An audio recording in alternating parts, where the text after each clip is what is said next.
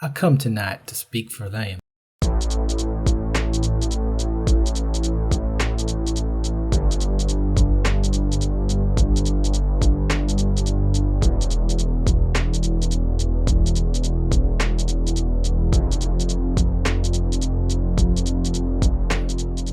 This I believe to be the privilege and the burden of us all who deem ourselves bound by allegiances and loyalties which are broader and deeper than nationalism and which go beyond our nation's self-defined goals and positions. We are called to speak for the weak, the voiceless, for the victims of our nation and for those it calls enemy. For no document from human hands can make these humans any less our brothers. And as I ponder the madness of Vietnam and search within myself for ways to understand and respond to my compassion, my mind goes constantly to the people of that peninsula.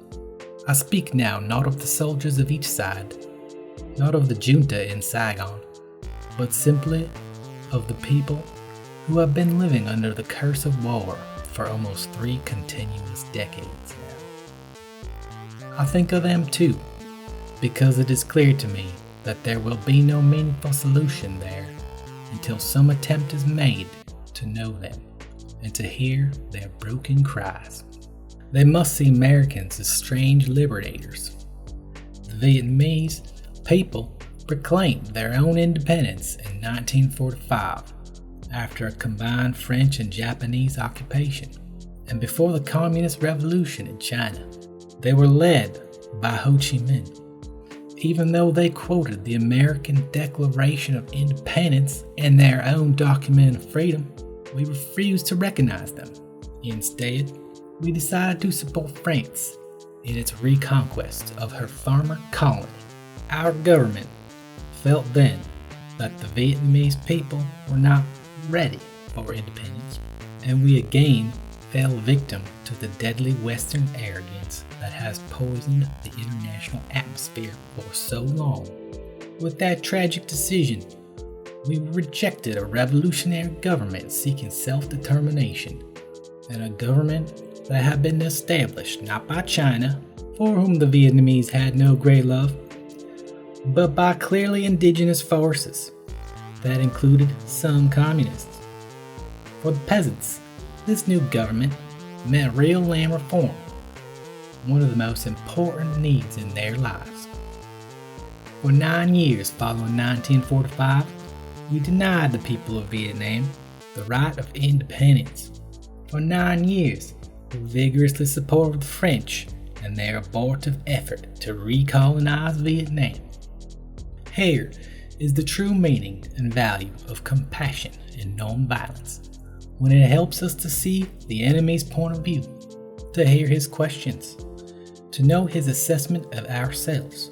For from his view, we may indeed see the basic weaknesses of our own condition, and if we are mature, we may learn and grow and profit from the wisdom of the brothers who are called the opposition.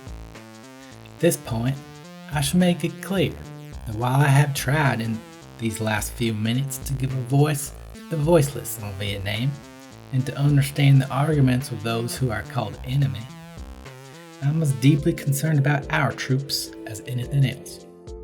For it occurs to me that what we are submitting them to in Vietnam is not simply the brutalizing process that goes on in any war where armies face each other and seek to destroy.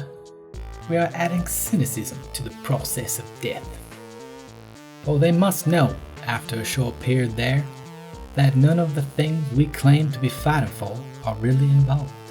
Before long, they must know that their government has sent them into a struggle among Vietnamese. And the more sophisticated surely realize that we are on the side of the wealthy and the secure, while we create hell for the poor. This is the message of the great Buddhist leaders of Vietnam. Recently, one of them wrote these words: "Each day the war goes on, the hatred increases in the heart of the Vietnamese and in the hearts of those of humanitarian instinct. The Americans are forcing even their friends into becoming their enemies. It is curious that the Americans, who calculate so carefully on the possibilities of military victory, do not realize that in the process, they are incurring deep psychological and political defeat. The image of America will never again be the image of revolution, freedom, and democracy, but the image of violence and militarism.